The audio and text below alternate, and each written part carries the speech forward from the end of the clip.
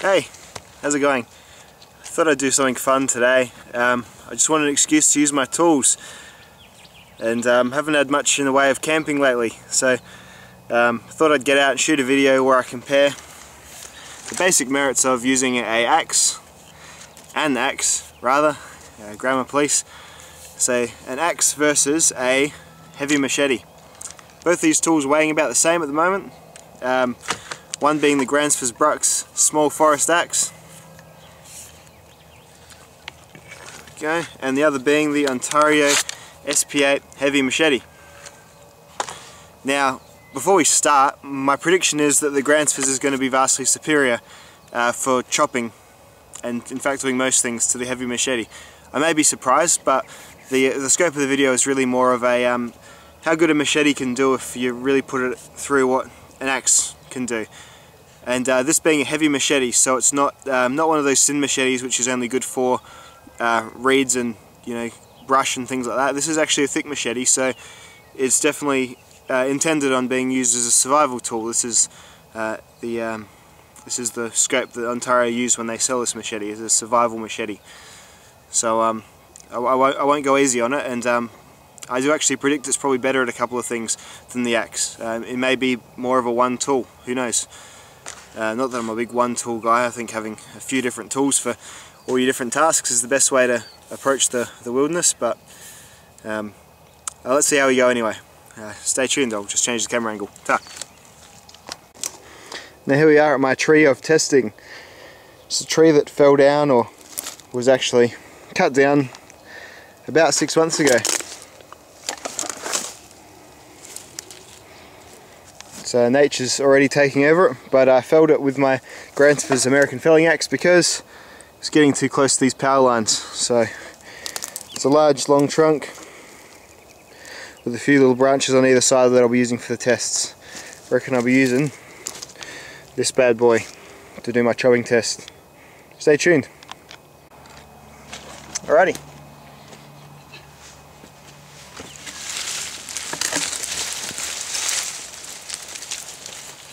So, I reckon 10 cuts with each type of tool. So I'll start with the Gransfors. I'm going to go further down in case I go all the way through it. I'll just stick it there and see how it's showing up in the camera. No worries. 10 cuts with each tool, starting now.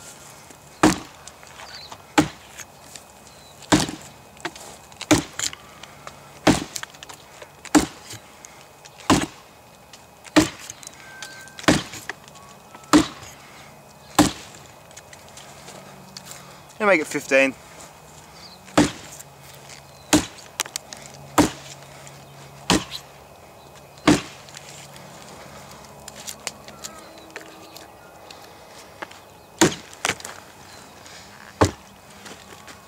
Not too bad. Actually, it's very good, I think. I reckon 30 cuts would get me all the way through this limb, which is getting towards probably 4 inches in diameter. Righto, Ontario. Let's see how this does.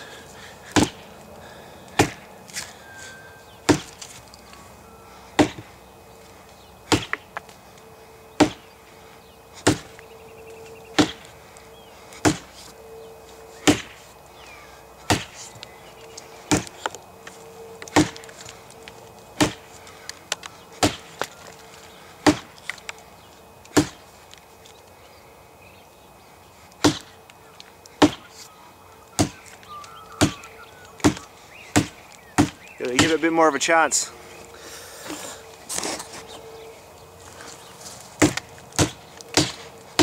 No. I try and land it with just the tip there.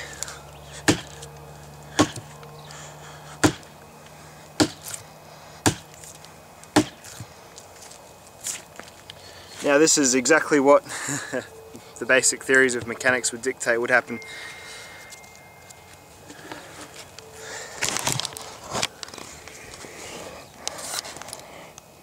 So what you've got there is this machete just not having the weight overall, even when aiming just for the tip there, to penetrate any deeper into the wood than that, without great difficulty, whereas the Gransfors was working away at a nice wedge there.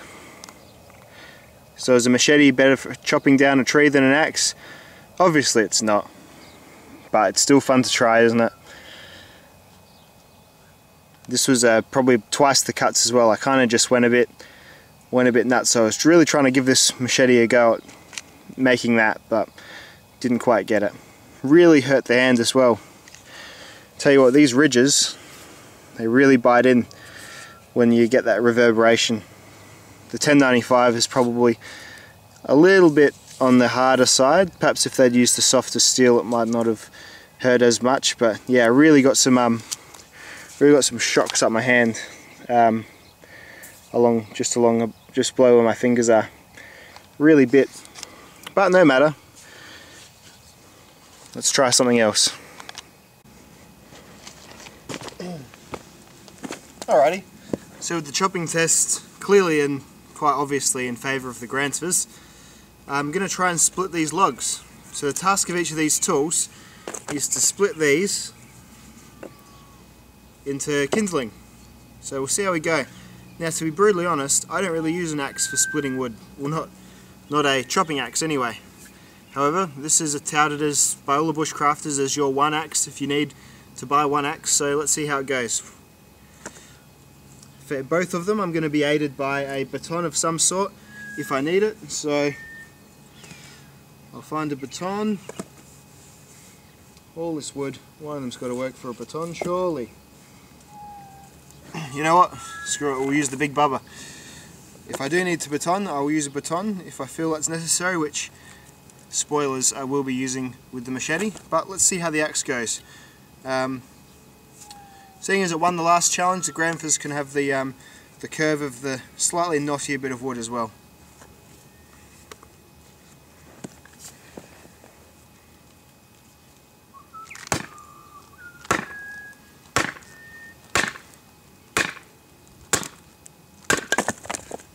Wow, that's that.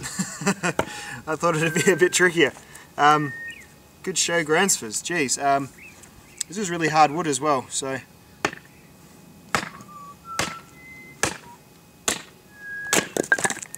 yeah. Rightio.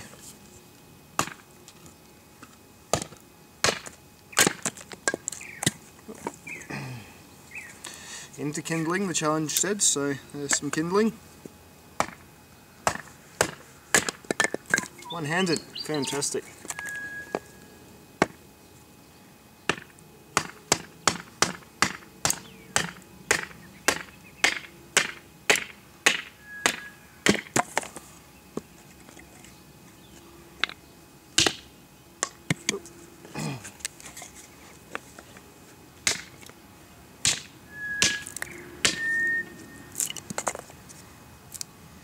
I think we get the idea. Gransfors has no problems turning logs of about your average limb size that you would cut while camping with your bow saw into kindling.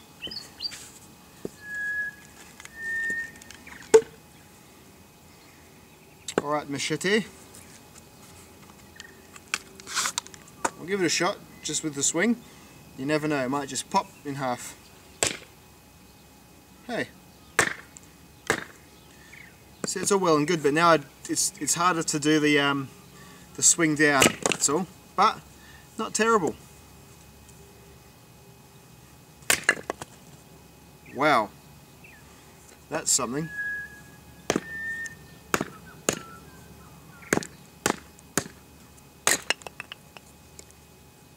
Well, I'll be.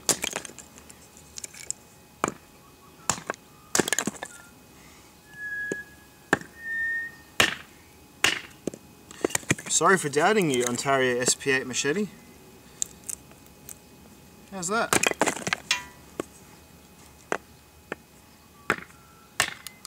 That first cleave, I'm still getting over that. That was something special. That split this wood like a karate man chopping a piece of plyboard. Fantastic. So both of these tools are very adept at, on their own, even without a batoning, even without doing any of that, at cutting wood down to kindling in a camp situation. Very good. I'm going to call that a draw. Alrighty, so we're out bushcrafting, crafting in the bush. We've just cut our kindling down remarkably easy with our machete and our axe.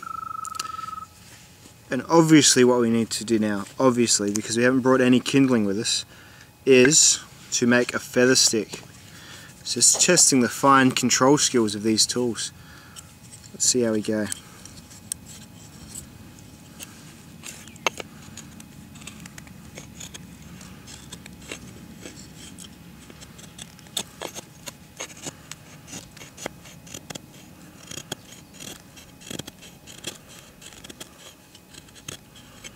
This is more of a feather log actually, because I'm using this huge side of wood, but you get the idea.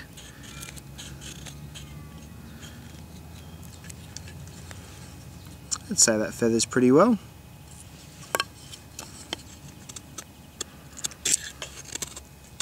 It's clumsier than using a knife obviously, because it's a great big heavy axe head, but it's definitely getting your little wood shavings which you could pile up and use to make fire, man's oldest friend and foe.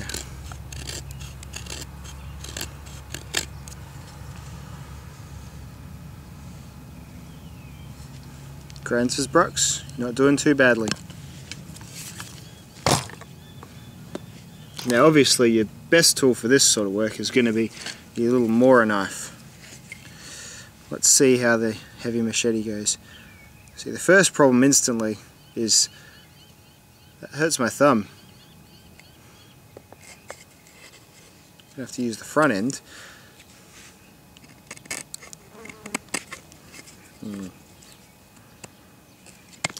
Where's a better stick? Here's a stick. Hey stick, you want to be a feather stick? Of course you do. No, it doesn't. Yeah, it does. Oh, it's too knotty. I want to give this machete a bit of a fair chance. Alright, let's try this.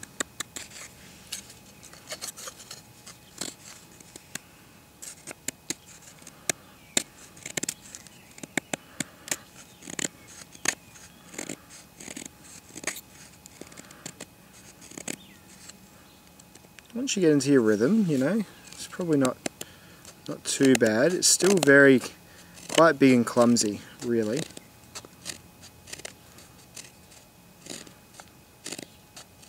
But you know, it's not impossible. Unpossible, Ralph Wiggum. It's not too bad. It's better than nothing, I guess. Better than using a sharp rock, isn't it? Righto, but feathering, I've got to give it to that Gransfors. Just a sharper blade, and the convex edge is just going to force the wood apart a bit better, I think, and it's probably sharper too, which is partially my fault, but I mean, a Gransfors Brux Premium Axe is always going to be sharper than your best thick, you know, 1/4 inch thick machete, so there you go. Next.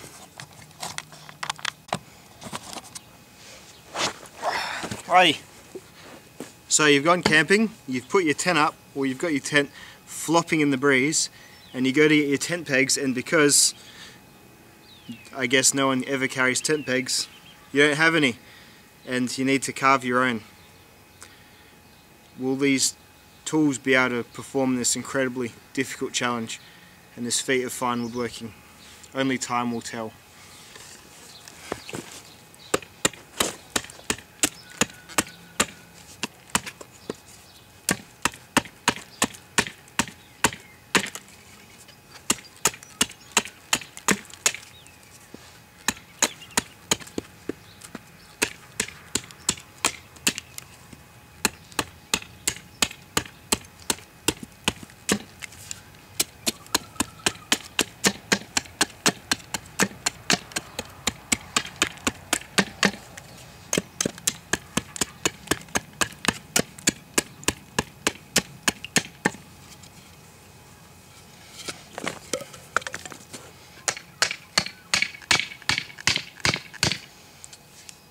Yes, it's the Gransfors.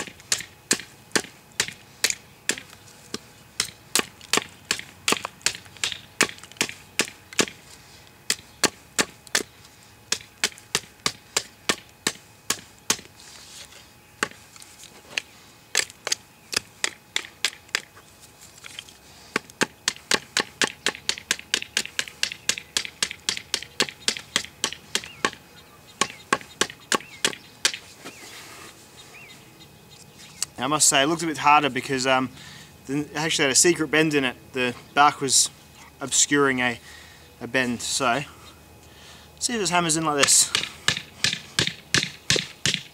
It does.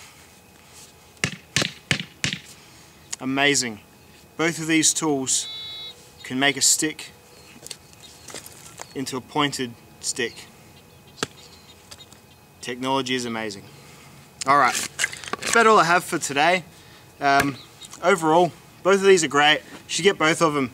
Your ideal fire and camping woodworking kit will have a machete in it, I think, or at least a big thick, or not even a big knife, but a thick piece of metal like this. A thick longer blade for batoning if you need. It'll have a small forest axe, or a wilderness axe, or a Scandinavian forest axe, one of the mid-sized axes. And it will also have, and probably most essentially, a bow saw, because all these bits of wood that I was using today, they all came from this bow saw. They all started as a longer bit of wood that had to be sawed, and the bow saw does that instantly. So a Barco bow saw, most essential.